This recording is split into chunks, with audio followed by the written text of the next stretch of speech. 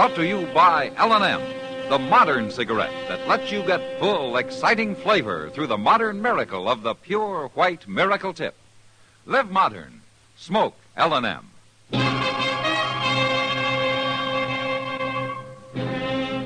Around Dodge City and in the territory on West, there's just one way to handle the killers and the spoilers, and that's with a U.S. Marshal and the smell of Gunsmoke.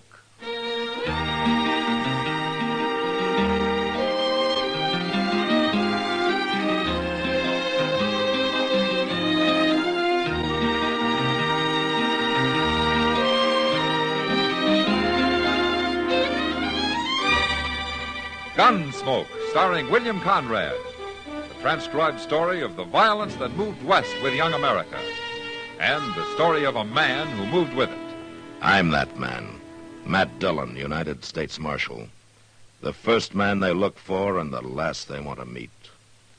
It's a chancy job, and it makes a man watchful. And a little lonely.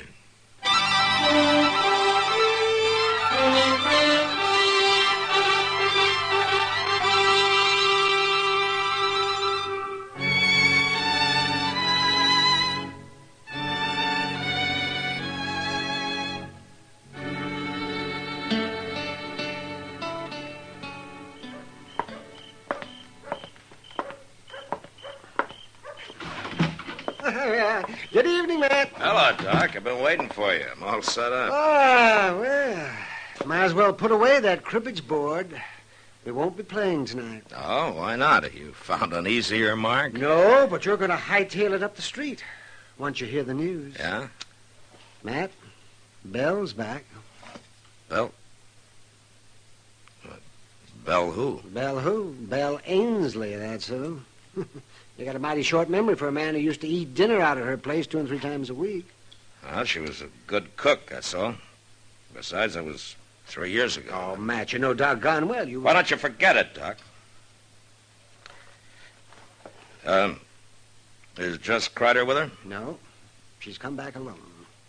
Well, that's too bad. Too bad? Why? Jess Kreider's no good. That's just why. He was wanted 3 years ago when he left here with her, and he's wanted even more now. Here, take a look at this bulletin from Wichita. Hold up at the Stockman State Bank, wounding 2 bank guards. Santa Fe, 3 counts of highway robbery. Lordsburg, hold up at the Butterfield stage, driver killed. All right, so Jess Kreider's a thieving killer. Everybody knows that. Well, that's why I'd like to see him come back. Mr. Dillon? Yeah, what is it, Chester? Guess who is back, Mr. Dillon? I already know, Chester. Yeah, but that ain't all. Chester, if one more person comes in here and tells me about Belle Ainsley, so help me... You're what, Matt? Belle. She was right outside, I was going to say. Well, come on. Come on, Chester. I'll buy you a beer. Well, Gosh. Well, I'll see you later, Mr. Dillon.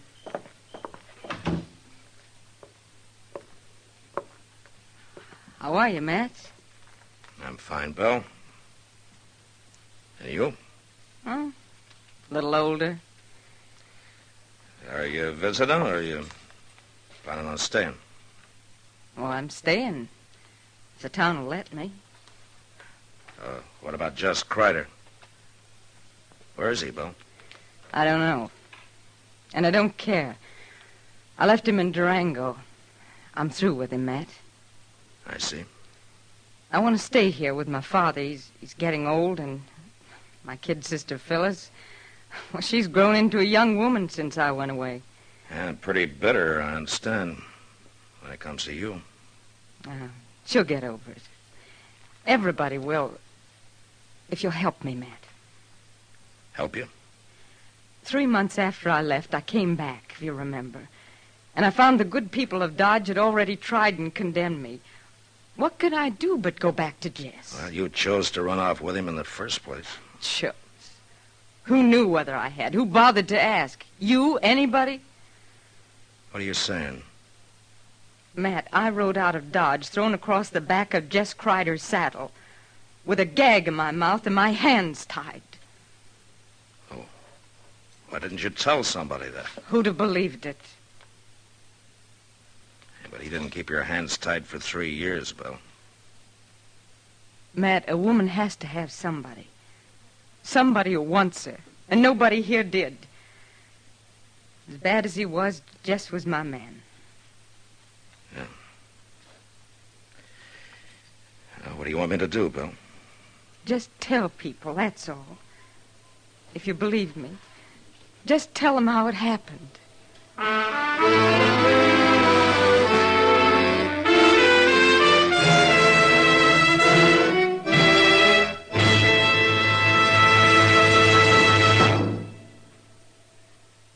Why don't you live modern?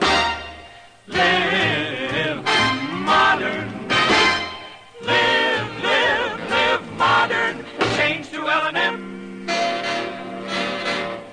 Only with L&M can you enjoy the full, exciting flavor of today's finest tobaccos through the modern miracle of the L&M Miracle Tip.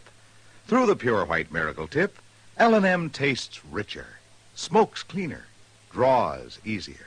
No other cigarette, plain or filter, gives you all the flavor you want. The rich, exciting flavor you get only from L&M. So light up, free up, let your taste come alive. Live modern. Smoke L&M. Make today your big red letter day and start to live the modern way. Live modern. Get L&M today.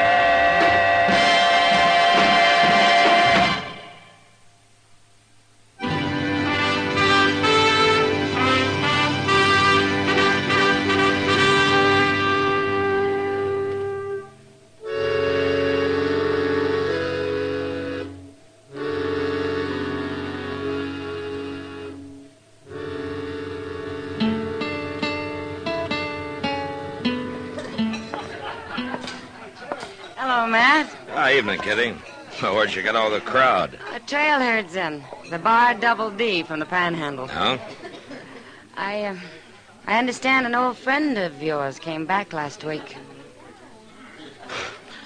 You know, a man tips his hat twice to a woman around here, and he's married. Is that really all you did, Matt?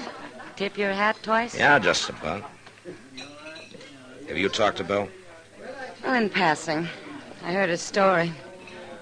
You believe it, Matt? That's possible. It's the kind of a thing Jess Kreider would do. I don't know for sure. Well, if it did happen that way and she's left him for good, then I guess maybe she's got some sympathy coming to her. Yeah. She sure didn't get much at home. What do you mean? Well, she moved back in at the ranch. Yeah, so I heard. It was all right with her father, probably on account of her cooking. You remember her cooking, Matt? I remember old man Ainsley well enough. He worked both those girls half to death. Well, anyway, I guess her sister really raised Cain. Well, I figured that'd happen. She's hated Belle ever since the night she ran away with Kreider was taken away. But I didn't think she'd carry it so far. Now, what do you mean? Phyllis left the ranch yesterday and moved into town, Matt. She's got a room over at the Dodge House. What? Uh-huh. A 15-year-old kid living here alone? Yeah, I know. I'll go see her and talk to her, Kitty. But I don't think it'll do any good.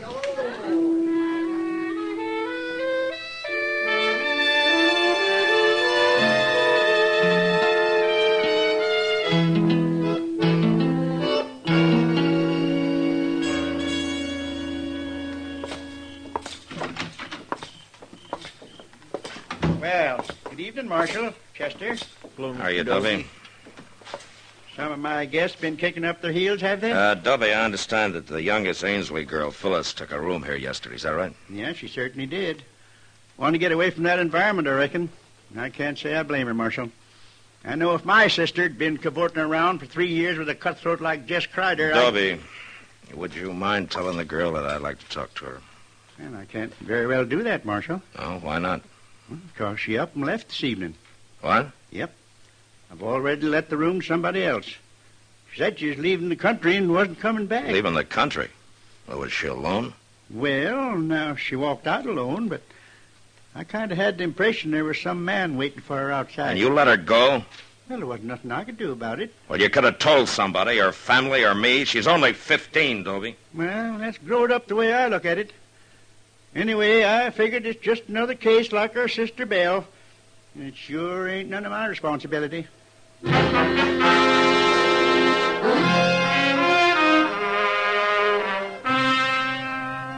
Chester and I saddled up and rode out to the Ainsley Ranch, or a homestead it was, actually.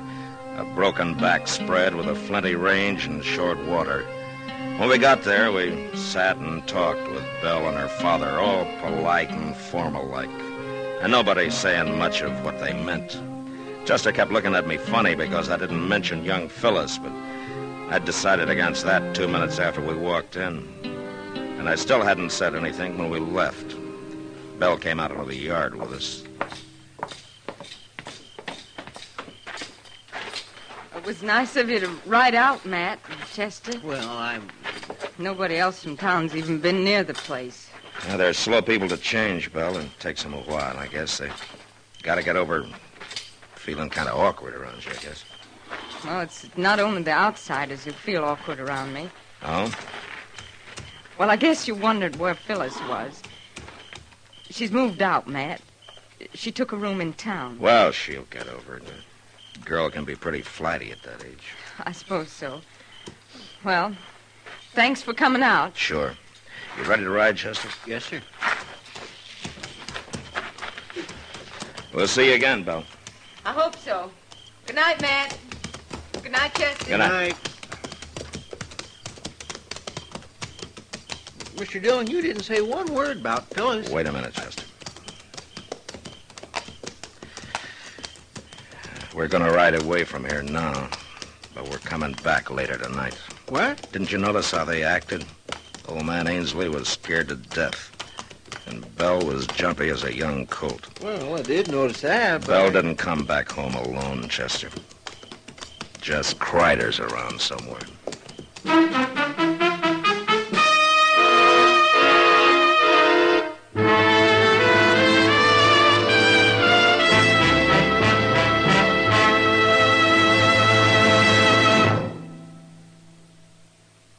Why don't you live modern?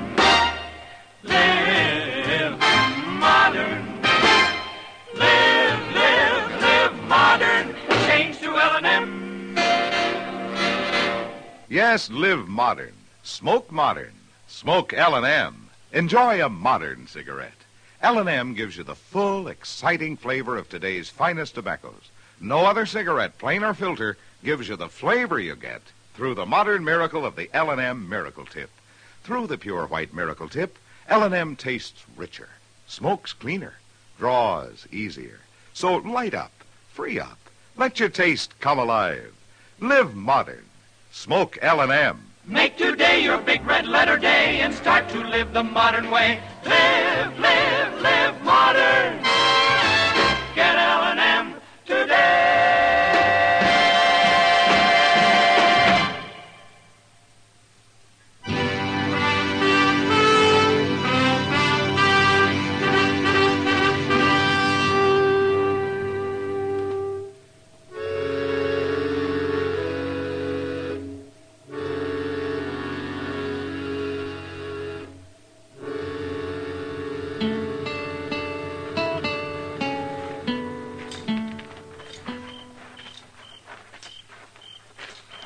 You figure Kreider was right there in the house tonight when we was, Mr. Dillon? No, he couldn't have been, Chester. There's no place for him to hide. Probably holed up in the barn. We'll look there first. Yes, sir. There's a lantern burning inside. Yeah. Now, you wait here and keep me covered. I'll edge up to the door and then go in fast. Yes, well, now, you be careful.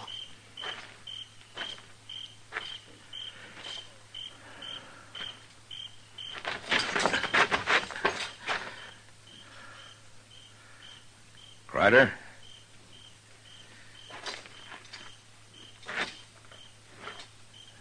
Jess?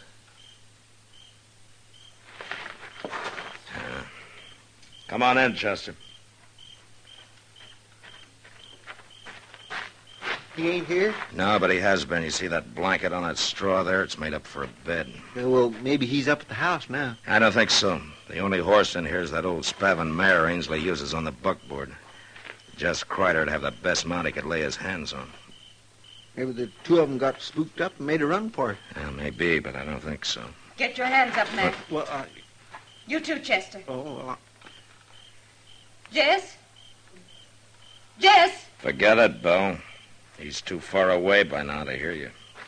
What are you talking about? Well, take a look around. Didn't you have a couple of horses in here? Well, sure we did.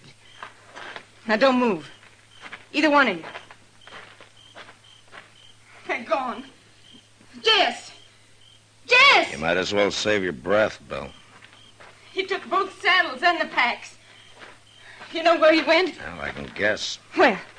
When's the last time you saw him this evening? Just before dark. I brought him out some coffee, and he said he was going to try to sleep. Matt, where'd he go? Tell me. There's not much point in holding a gun on us. Not now. Stay back, Matt. Let's have it, Bill. No. Thanks. well, now. A man can breathe a mite easier without that thing staring him in the face. What's happened to Jess? Tell me. What do you care? You've left him, haven't you? You said you had. Oh, I only came and told you that so you wouldn't get suspicious. Jess caught a bullet in that holdup at Elko. It was bothering him some, and we had to find a place to stay for a while. So you brought him home to the family, huh? And in less than a week, your kid's sister ran away from home. She didn't run away. I sent her into town. And why? What's the difference why? Because Jess was bothering her, is that it? What are you saying? He's always been known for it, Bill. Was that the reason? All right, that was a reason. She's my sister, Matt. And she's only 15. And Jess is your man, huh? Isn't that what you told me when you came to my office? Sure, that's what I told you, but never mind that now. I want to know what's happened to Jess. The same thing that happened to Phyllis, I guess. She checked out of the Dodge house this evening, Bill. She said she was leaving the country for good. What? A man was waiting for her outside. And Jess Kreider left here with 2 horses. Get him, Matt. Go after him and get him. You know where he might be. Of course I know. I know everything about him. I've had 3 years to learn, haven't I? All right, then where is he? He'll only ride at night. He'll stop at sunup. There's an abandoned shack about a mile west of where Little Deer Creek runs into the Arkansas. Yeah, I know the place. Well, that's where he'll be. We've used it before. We stopped there on our way in. All right, Bill. That business about your hands being tied, being thrown across the back of Kreider's saddle. That part was true, Matt. All right, Bill. Come on, Chester, let's ride.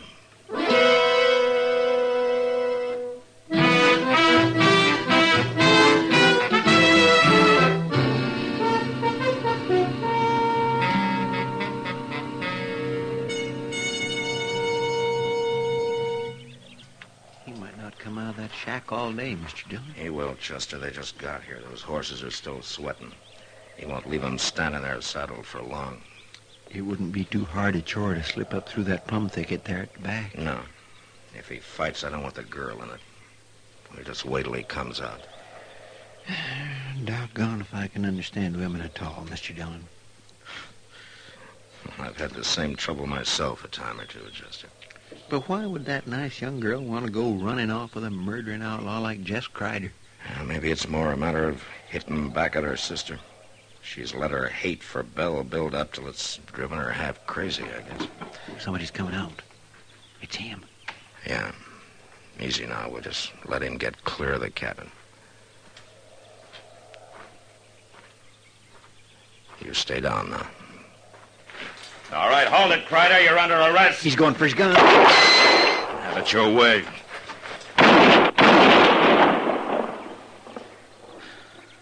Okay, Chester.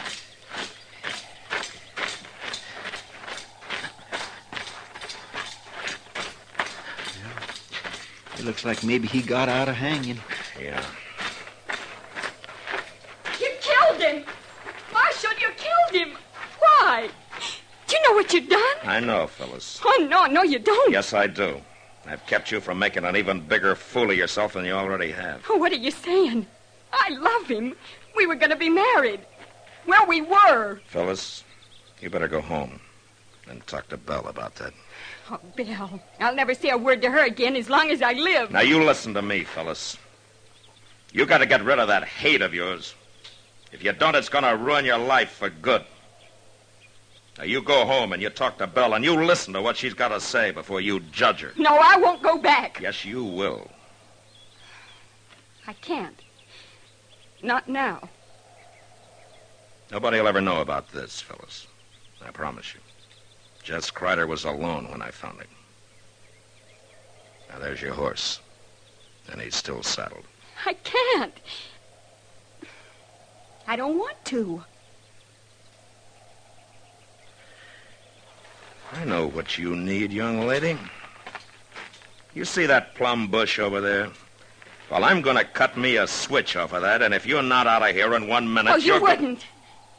Oh, I wouldn't, huh? Well, you just watch me. Marshal, Yeah? I've been thinking, Marshal. Maybe I'll go home after all.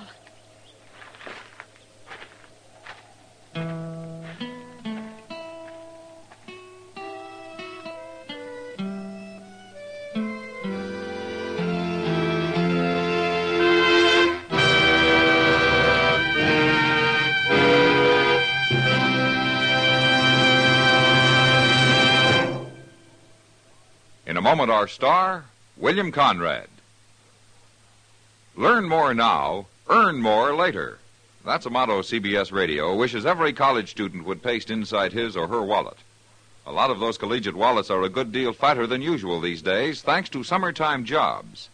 And as a result, quite a few young men and women are finding themselves tempted to forget about school this fall and keep on with that job. This isn't such a smart idea as it may seem. It's a plain and simple fact that dropouts from college are less likely to find and keep better-paying jobs. Quit school before you've finished, and you're not only cutting down on your chances for a really good job, you're also throwing away thousands of dollars of possible future income. Finish college, get all the education possible, and your lifetime income is many thousands of dollars higher. America needs well-educated young men and women, and the rewards are sure. So if you're wavering now that school's about to open, don't decide against your future. Go back. And remember, learn more now, earn more later. And now, William Conrad. You know, when men on the frontier were able to prove up some good land, they were usually content. But next week, after building a prosperous ranch, two lifelong friends nearly lose everything, even their lives, because of some side meat and hominy grits. And that was the West. Gunsmoke. Produced and directed by Norman MacDonald, stars William Conrad as Matt Dillon, U.S. Marshal. The script was specially written for Gunsmoke by Les Crutchfield, with editorial supervision by John Meston. The music was composed and conducted by Rex Corey. Sound patterns by Ray Kemper and Bill James. Featured in the cast were Virginia Christine, Ralph Moody, and Sammy Hill. Parley Bear is Chester, Howard McNear is Doc, and Georgia Ellis is Kitty. Join us again next week for another specially transcribed story on Gunsmoke.